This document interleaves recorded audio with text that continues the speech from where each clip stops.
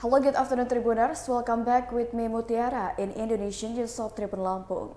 We will present you an updating and interesting information from every place in Indonesia. And here the complete news. Viral video of student bullying at school. The parents of the victims and perpetrators of bullying at the Plus Baitur Rahman Middle School finally agreed to mediate and forgive each other. The father of bullying victim Yudarmi admitted that he had met the perpetrator's family and forgave what happened to his son. According to the plan, the parents of the perpetrator and victim, together with a school, were summoned by the Women and Children Protection Unit for the Resort Police in the big city of Bandung to hold the meeting at the big city Resort Police. Previously, the video of alleged bullying perpetrated by a private junior high school in the city of Bandung went viral on social media and Twitter on Friday, the 18th of November 2022. The 21-second video records a group of junior high school students wearing blue batik uniforms bullying their friends. The bullying was carried out by a group of students against one of their friends by putting on a helmet, then they took turns kicking and hitting the victim. The victim, who was kicked and punched in the head, then fell to the floor. A junior high school student was seen then pinning the helpless victim on the floor. In the video, a description of bullying has occurred at the Baitur Rahman Plus Middle School, Bandung. Now, the act of student violence at a junior high school in Ujung Barung, Bandung City is in the spotlight. Baitur Rahman Plus Junior High School admits that the video of bullying a fellow student that went viral on social media Twitter occurred on Tuesday, the 17th of November 2022. The principal of Baitur Rahman Plus Media School, Saifullah Abdul Muttalib, said the incident occurred in the third hour of class. According to him, the games his students played were guesswork. The victim was put on helmet, then his friend hit him from behind. The victim finally experienced dizziness until he fell. They denied that the victim fainted. Yudarmi, a parent of student who was a victim of bullying, said that his son was often bullied by his classmates.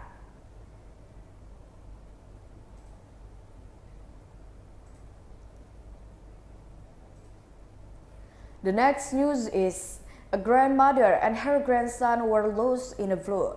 The dreadful experience of two residents of Mamba Village, Wangkar Valley Village, East Lamba Lada District, is Manggarai Regency.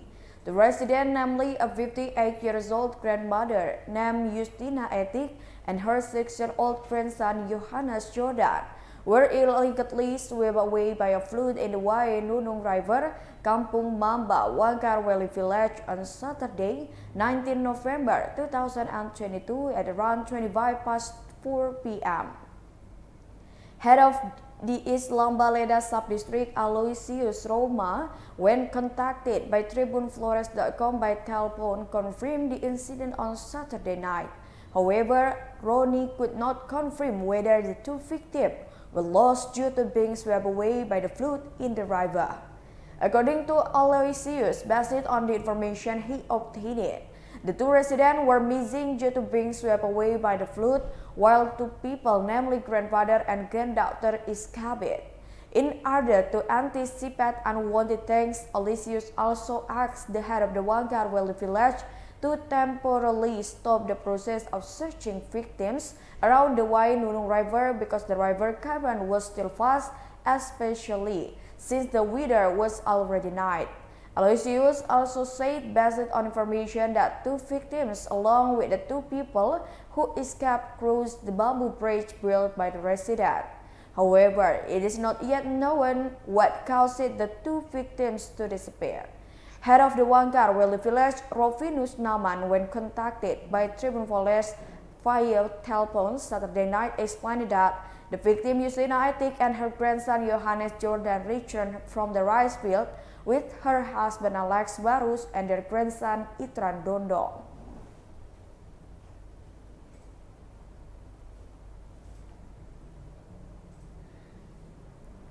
The next news is tens of tons cage fish died in Lake Maninjau. Approximately 45 tons of cage fish died in Lake Maninjau, Tanjung Raya, Agam, West Sumatra due to the overchurning of the water mass. Head of the Agam Regency Fisheries and Food Security Office, Rospa Deswira, said this incident had occurred since Thursday, 17 November 2022. As many as 45 tons of dead fish, Rospa said, were scattered in 124 floating net cages owned by 27 cultivators.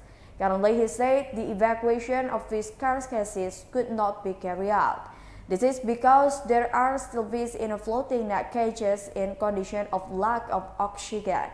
According to Rospa, the fish died due to the weather changes and strong winds a few days ago. Currently, his team advises cultivators not to throw that fish into the lake. As well as his party also advises cultivators for fish that are still alive or healthy to temporary storage ponds on land.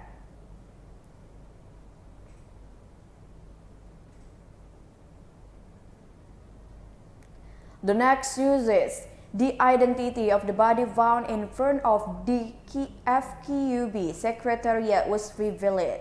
The discovery of a body in Batam in front of the FKUB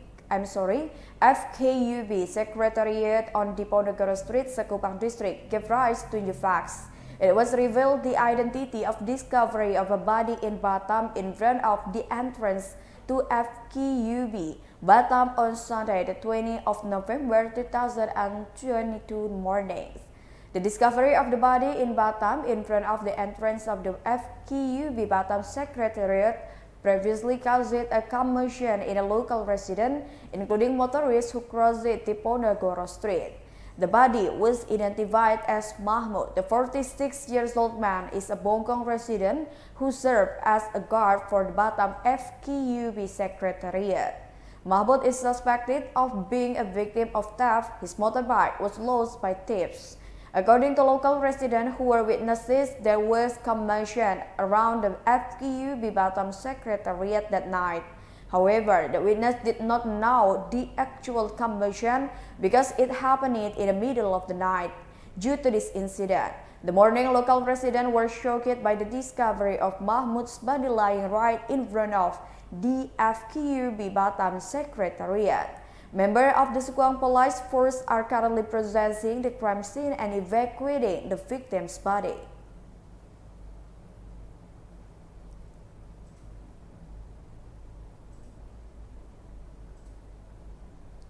The next news is the Muaro Lasak Padang Beach area is filled with trash. Garbage still fills the shoreline area of Muaro Lasak, Padang Barat District, Padang City, West Sumatra Province on Monday, the 21st of November 2022. Based on TribunPadang.com monitoring, trash still fills the shoreline area of Muaro Lasak. This area, which is a mainstay tourist attraction in the city of Padang, has become dirty due to bad weather, and it has been raining since Friday, November 11, 2022. This waste is carried from the upstream of the river and carried to the estuary until it piles up on the shoreline due to high waves. This waste consists of plastic, clothes, sauce, clothes, pans, and others that are scattered in the coastal area.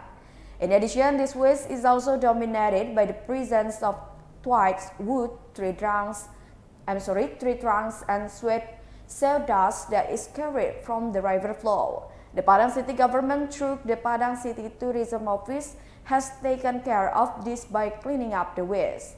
This waste is cleaned using heavy equipment from the Public Works and Public Housing Service and transported by the Padang City Living Environment Service vehicle.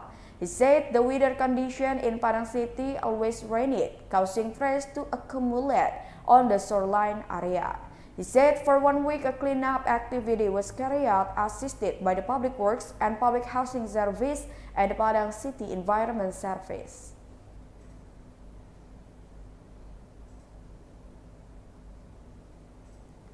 The next news is a number of residents in central Lampung are destroying the assets of Gunung Aji Jaya Company. About 200 residents from 5 villages in central Lampung were suspected of destroying and burning the asset of the Gunung Aji Jaya Limited Liability Company on Saturday, November 9, 2022. Hundreds of residents from the 5 villages consist of Gunung Aji Village, Gunung Raya, Negeri Ratu, and Negeri Kepayungan, Pubian District, and Kuripan Village, Padang Ratu District, Central Lampung Regency. This action of destroying and burning by hundreds of residents is culmination of previous action that have been carried out. They want the land managed by Gunung Aji Jaya Limited Liability Company to be returned to the resident. The masses consider that the cultivation right to cultivate the land managed by the Gunung Aji Jaya Limited Liability Company in Gunung Haji Village, Pubian District has expired and the cultivation right to exploit and in 2015 years ago.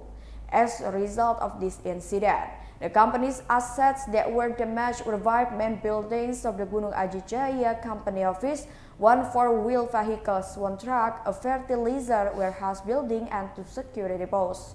Due to this incident, the company's losses are estimated at 3.35 billion rupiah.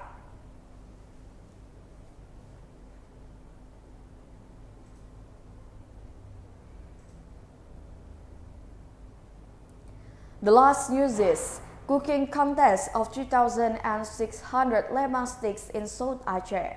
18 sub-district and 260 kampongs in South Aceh district and Livin. The cooking competition for lemang of Balamang Basomo with a total of 2,600 teams in the festival and demonstration of South Aceh Culinary Micro, Small and Medium Enterprise Products on Sunday, the 20th of November 2022. To note, Malamang, or the tradition of cooking lemang, is a cultural work from South Aceh Regency, which was designed as an intangible cultural heritage by the Ministry of Education and Culture of Republik Indonesia. The event was held at the Tapak Tuan Dotmek Park RTH from the 18th to 20th of November 2022, which was collaboration between the Aceh Cooperatives and Micro, Small and Medium Enterprises Office and the South Aceh District Government through the Industry, Trade and Cooperative Office, where the day before a Gulai Taleh demonstration was also shown, which was attended by 18 sub-districts with a menu concoction for each sub-district. The South Aceh Culinary Micro, Small and Medium Enterprise Product Demonstration and Festival was officially closed by the South Aceh region represented by the Government Assistant Kamarsia on Sunday, November 22, 2022. The region hopes that the promotion of products for micro, small and medium enterprises as well as the culinary riches of South Aceh can also be published more widely through digital technology. In the activity featuring various culinary micro, small and medium business products in South Aceh Regency, it is hoped that it will be able to improve the community's economic sector.